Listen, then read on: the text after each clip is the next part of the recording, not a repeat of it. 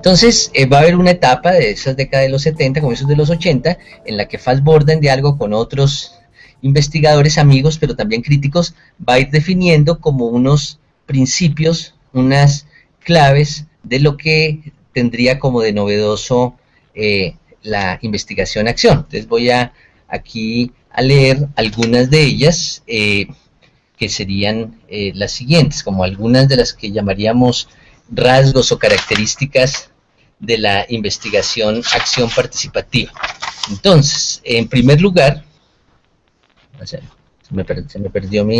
tengo un libro al respecto, precisamente vamos aquí a hacernos propaganda. Este es un libro mío que se llama Enfoques cualitativos y participativos de investigación social, ya de hace un buen tiempo, pero que recoge precisamente algunos de estos rasgos.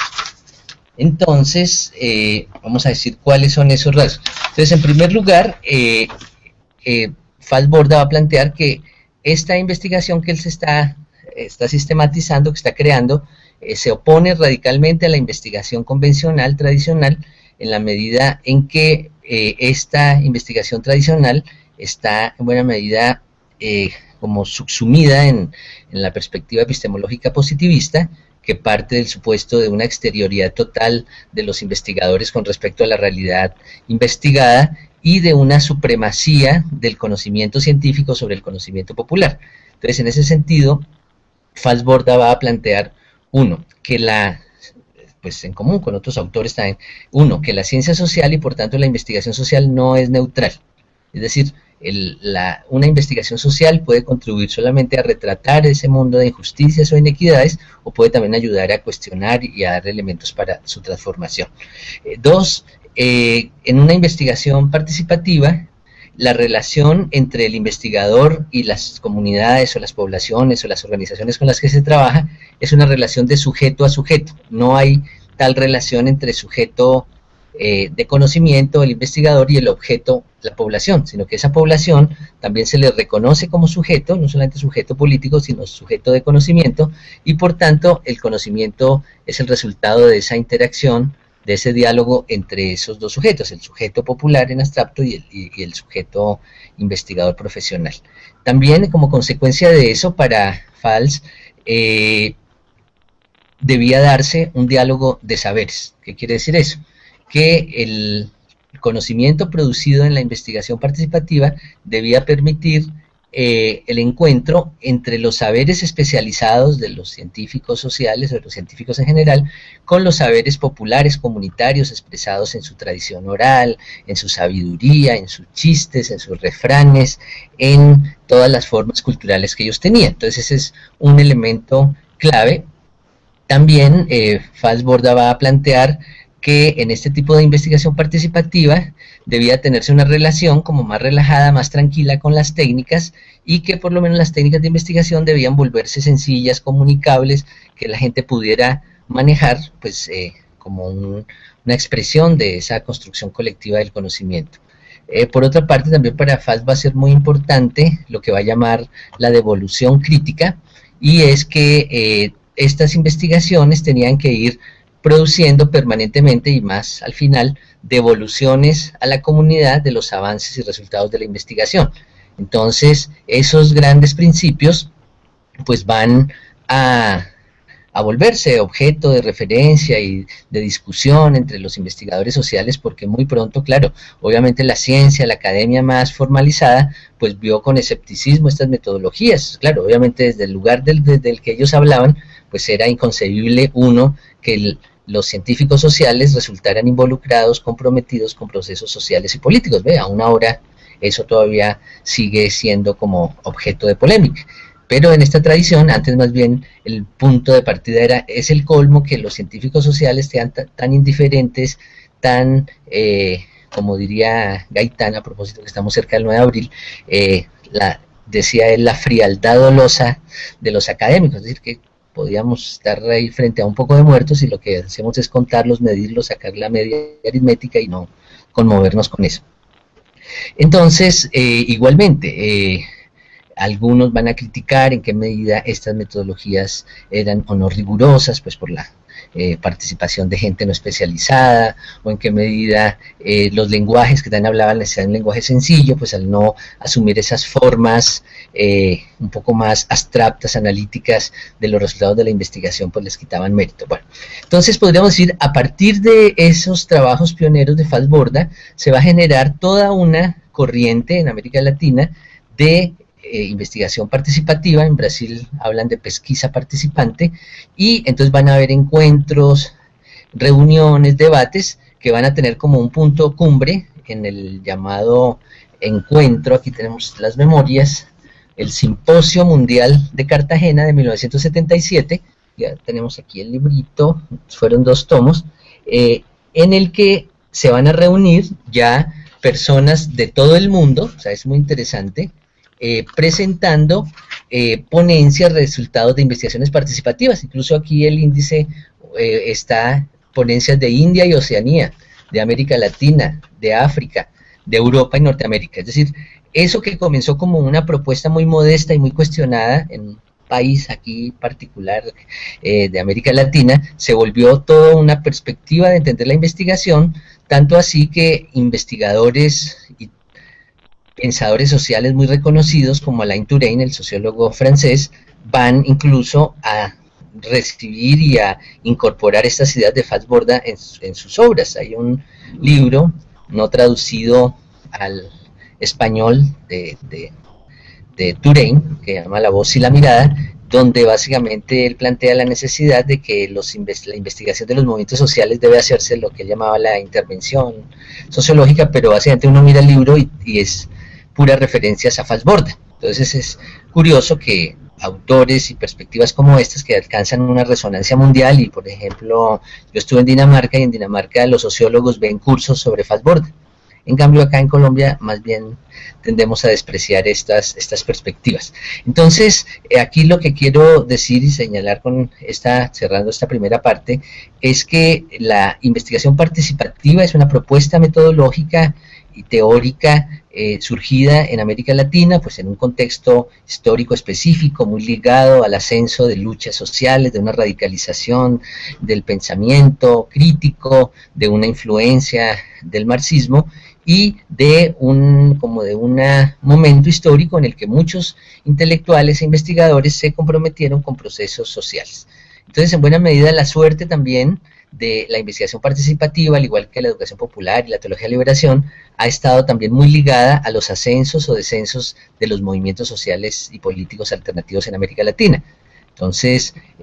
ya lo que podríamos decir es que, por ejemplo, a mediados de los 80, FALS va a coordinar, por ejemplo, alguna investigación muy interesante que culmina con un libro que se llama Conocimiento y Poder Popular, donde en buena medida ya también decanta con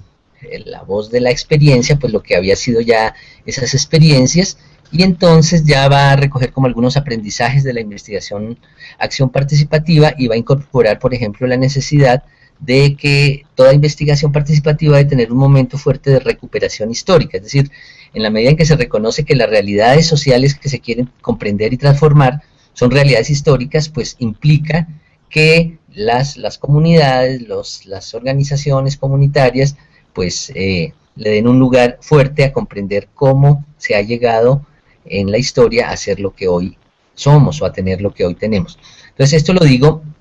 porque a partir de esa matriz de la investigación participativa van a surgir a lo largo de los 80 y los 90 otras metodologías que podríamos decir son hermanas menores de la investigación acción participativa, como son la recuperación colectiva de la historia, que a finales de los 80 y a lo largo de los 90 en varios lugares de América Latina van a surgir experiencias de hacer una historia, una investigación histórica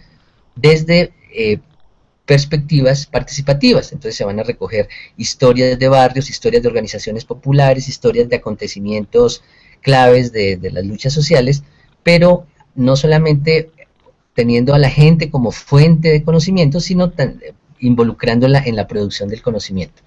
Entonces, igualmente también va a surgir, por ejemplo, cosas de etnografías participativas. En varios campos van a surgir como ese principio de que es posible involucrar a la gente común y corriente en la producción de conocimiento sobre su realidad y sobre sus prácticas. finalmente también la llamada sistematización de experiencias, que tuvo un anclaje más inicialmente en el campo del trabajo social y luego en el campo de la educación popular, y que básicamente vuelve objeto de conocimiento las propias prácticas de acción, de intervención, de transformación social, pero desde esos principios y desde esa herencia de la investigación participativa. Bueno, pasados en buena medida, podemos decir, 50 años de estas primeras creaciones de una investigación participativa, pensando en la obra de Freire, hoy podemos decir que existe un decantado tanto metodológico como práctico, instrumental de lo que es este tipo de investigación participativa. Entonces les decía, voy a hacer un punteo de unos 10 rasgos que a mi juicio caracterizan estas metodologías participativas, llámense investigación, acción participativa, sistematización de experiencias, recuperación colectiva de la historia. Entonces, en primer lugar, ya lo habíamos dicho desde Falsborda, y es el primer rasgo, es que estas metodologías toman una distancia crítica con los modos de entender y de hacer investigación predominantes en el mundo académico. Generalmente, como les decía, no solamente como por su indolencia a las dinámicas sociales y muchas veces el ponerse al servicio de esas mismas políticas y esos proyectos hegemónicos, sino también una crítica a sus presupuestos epistemológicos de objetividad, de universalismo, de desconocimiento de los saberes populares. En segundo lugar,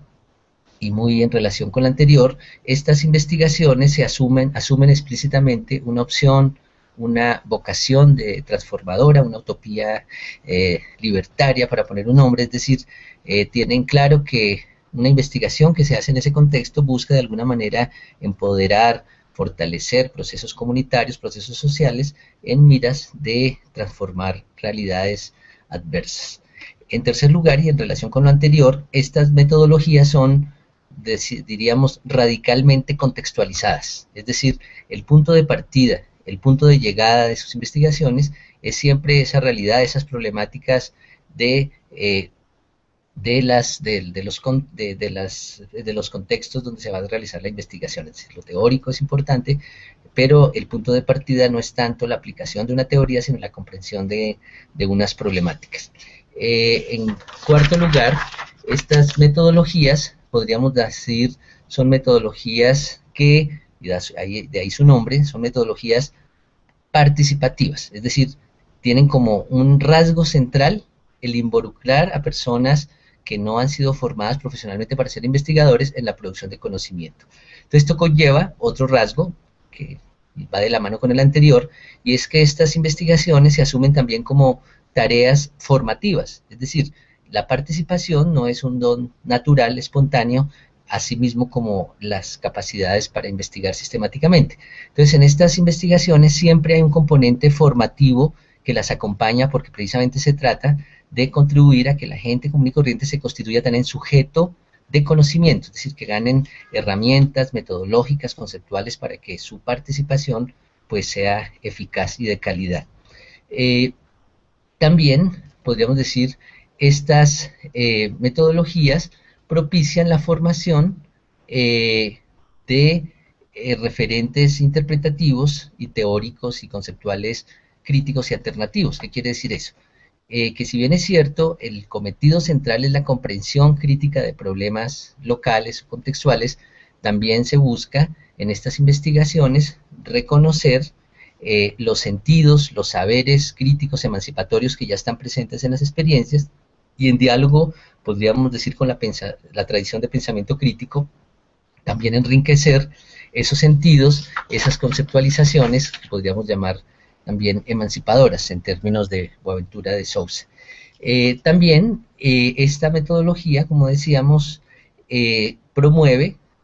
el diálogo de saberes. ¿Qué quiere decir eso? Que en estas metodologías, de una manera u otra, se incorpora el saber que posee la gente, no como un dato solamente o como una información, sino también como una clave interpretativa que es necesario ayudar a profundizar, para que también aporte en estas investigaciones a la interpretación misma de los procesos y también se enriquezca con ellos. Estas metodologías, es decir, en octavo lugar, también se asumen como flexibles. Es decir, si ustedes ven, tienen la oportunidad de ver, Falsborda en diferentes libros planteó sus criterios, sus principios, la discusión teórica, metodológica, epistemológica de su metodología, pero nunca escribió como un manual con una serie de pasos fijos a seguir. Desafortunadamente después algunos manuales de investigación pues redujeron la investigación participativa como una serie de pasos a seguir, ¿no? Entonces, claro, como lo veremos luego, finalmente hay una serie de procedimientos más o menos comunes, pero no quiere decir que eso se asuma rígidamente. En estas metodologías siempre hay un fuerte ingrediente de innovación metodológica, de uso de técnicas que no siempre son las mismas, el uso de fuentes orales a los que se acude de diferentes maneras, ya lo vamos a ver ya en la parte metodológica. Y también de la mano de este rasgo anterior, podríamos decir, estas metodologías son reflexivas. ¿Qué quiere decir eso? Que al no asumirse como ni como unos principios, ni unos criterios dogmáticos y cerrados, sino como un aprendizaje permanente también de los investigadores, para nosotros es importante, los que estamos en esta corriente, volver objeto de reflexión todo lo que hacemos. O sea, cada investigación no solamente es como una aplicación de un método universal de iniciación participativa, para nada, sino en buena medida como una experiencia, una aventura en la que cada decisión, cada acción que tomamos, pues no solamente es pensada y repensada, sino que la investigación en su conjunto se vuelve también objeto de reflexión para, a su vez, alimentar pues estas metodologías. Bueno, estos criterios como les digo, han sido construidos en diálogo pues, con otros investigadores y podríamos decir se expresan ya en la manera como operamos.